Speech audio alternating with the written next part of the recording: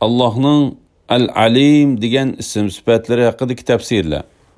Bismillah, alhamdulillah, assalatu vassalamu ala rasulillah. Assalamu alaykum wa rahmatullahi wa barakatuh.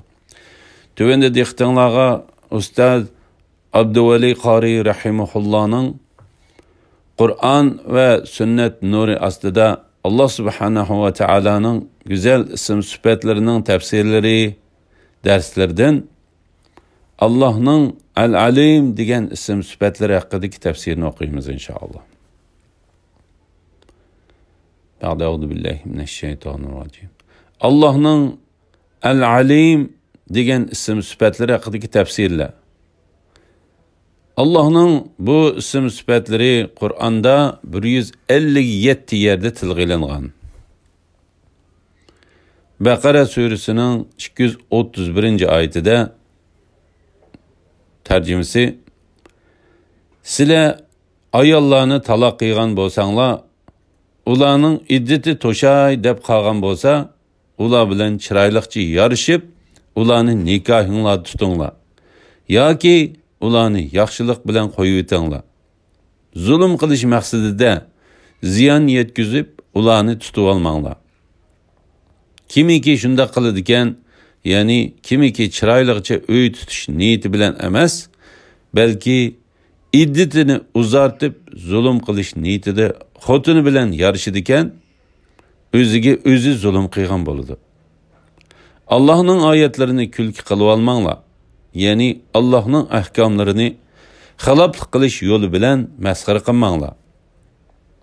Allohning sizlarga bergan ne'matini ve sizlarga va'zi nasihat qilish uchun nozil qilgan kitobini, hikmatini, ya'ni kitobdagi ahkomlarini yod etinglar. Allohga taqvodorlik qilinglar. Bilinglarki, Alloh har narsani bilguchidir. El-Alim yüksek derecede bilimdar, bilgici zat demektir. Allah subhanahu ve teala alemdeki hemme neslerini bilidi. Kainattaki hemme hareketlerini bilidi. Hatta çümüllerinin hareketini hem bilidi. Dünyada köz bilen köygülüp bulmaydıgan neslerin hareketi ve sanını bilidi. Allah'ın ilmiden malumatlar hasıl buludu. Yani ben de birer narsani görüp onundan bilim hasıl qilgan bo'lsa, Allah'ın ilmidan ma'lumotlarni hasıl bo'lgan bo'ladi. Masalan, bir kishi bir narsani qilmoqchi bo'lsa, qilg'uchi kishi uni qilmasdan burun shu narsani biladi. Uning bilimidan shu qilmoqchi bo'lgan narsasi hasıl bo'ladi. Allah subhanahu ve Taala'nın ilmi mevcudatlarını bilgenden keyin hasıl bulmaydı. Belki Allah'ın ilmiden mevcudatlar hasıl buludu. Ben de Allah subhanahu ve Taala'nın El-Alim sıfatını bilgenden keyin özünün taqati yetkice Allah'ın ilmini özüde hasıl kılışka hareket kılış gerek.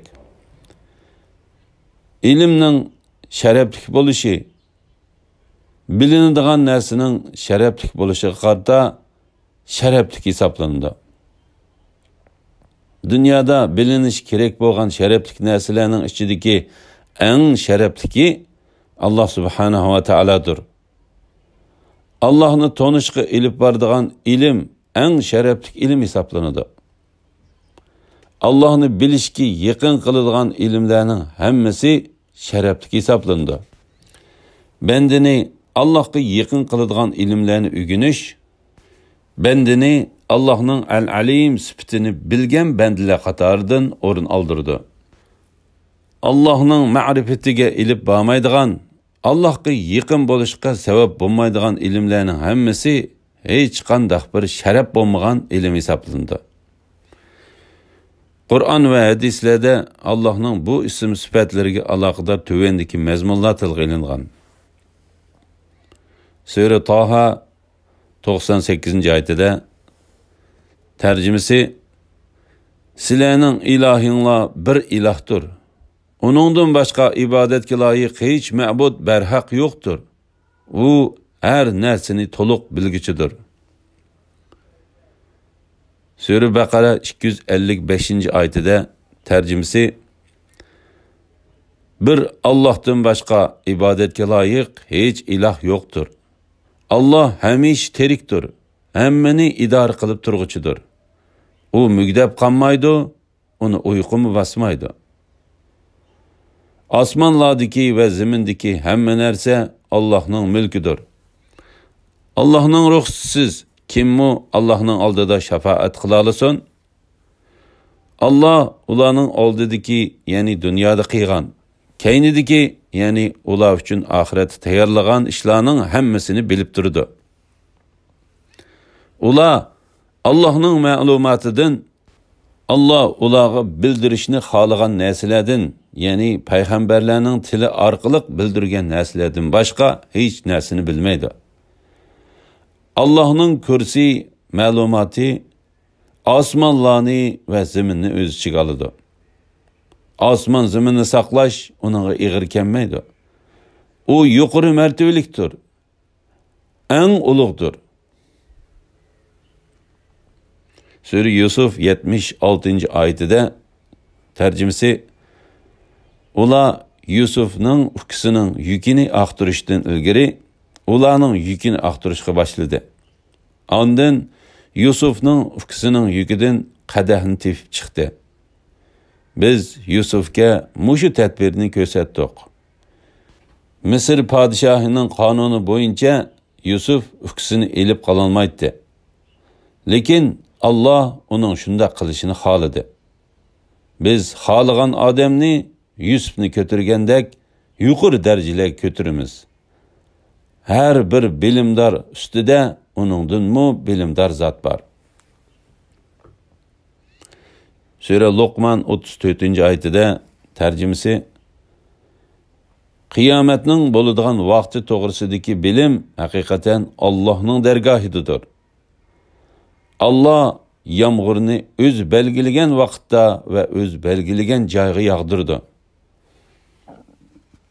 Bechidandikilarning nima ekanligini, ya'ni o'g'ilmi, qizmi, bejirimmi, kamchikmi, baxtlikmi, baxtsizmi, Allah biladi.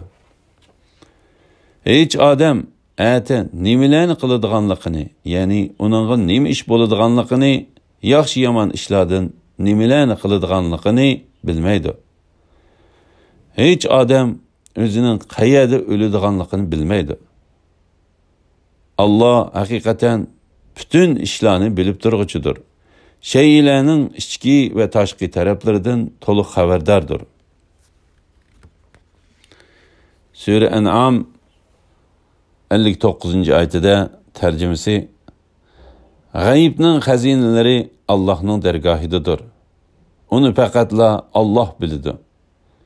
Quruqliqdagi dengizdagi narsalarning hammasini Allah biladi. Daraxtdan tökülgen yapraqdan Allah bilmeydiğen birersi mi yok?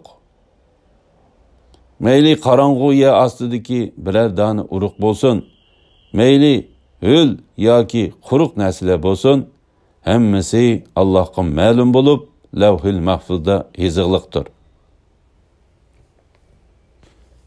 Sura Naml 65. ayetida tercümesi Allah'tan bilek osmonlardagi ve zimindikiler g'aybni bilmaydi. Ular, ya'ni xaloyiq, qachon teriladiganliklarini bilmaydi. Sura Hadid 22. ayetida tercümesi yer yüzüdeki barliq hodisalar ve o'zinglar uchirgan musibetler biz ularni yaratishdan burun lavhul mahfuzga yozilgan. Bu ish shubhisizki Allohga osondir.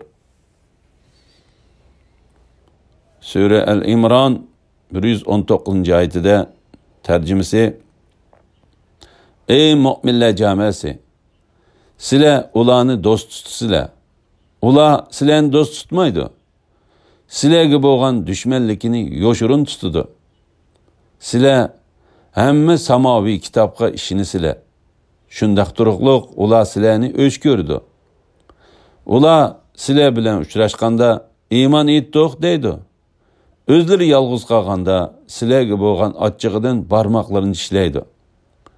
Ey Muhammad sallallohu alayhi vasallam, aytqinki, achchig'inglar bilan o'linglar. Ya'ni Allah o'lguninglarga qadar achchig'inglarni davomlashtirsin. Allah haqiqatan dillardikini bilguchidir. Sura G'afir 19-oyatida Allah ko'zlarning xiyonatini va dillardagi yo'shirin narsalarni bilib turdi. Sura Baqara 235-oyatida tarjimasi: İddeti to'shmagan ayollarga ularni oladiganliqinglarni puritib o'tsanglar yoki buni dilinglarda yo'shirin tutsanglar, sizlarga hech gunoh bo'lmaydi. Ularga eg'iz ochadiganliqinglar Allohga ma'lumdir. Lekin ular bilan yo'shirin va'dalashib qo'ymanglar. Faqat oshkor aytilsa, kishi xijil bo'lmaydigan muvofiq so'zni qilsanglar bo'ladi. İddeti to'shmag'icha ularni nikohinglarga ilishga bel bog'lamanglar. Bilinglarki, Allah dilinglardikini bilib turdi. Uningdan, ya'ni Allohning amriga xiloflik qilib jazolanishdan hazar qilinglar. Bilinglarki, Allah nihoyatda mag'firat qilg'uchidir. Allohdan qo'rqib, gunohdan cheklanganlarga halimdir. Ya'ni osiylik qilganlarni jazolashga oldirib ketmaydi.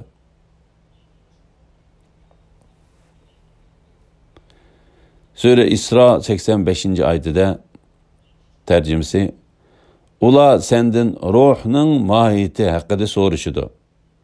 Ruhning mohiyatini Rabbim biladi degan. Sizlarga faqat ozgina ilm berilgan. Sura Toha 114-oyatida tarjimasi: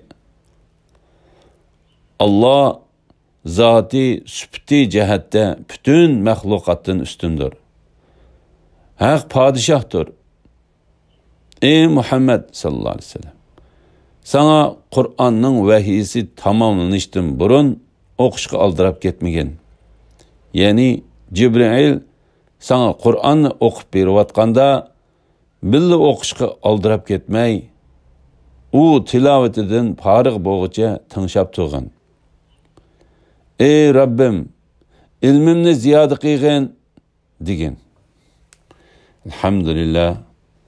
Yuqorida Ustaz Abduvali Qori rahimahullahning Qur'on va sunnat nuri ostida Allah subhanahu va taolaning go'zal ism sifatlarining qisqacha tafsiri darsliklaridan Allah subhanahu va taolaning Al-Alim sifatining tafsirini angladinglar.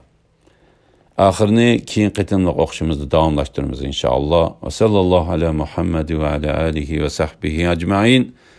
Assalomu alaykum va rahmatullohi va barakatuh.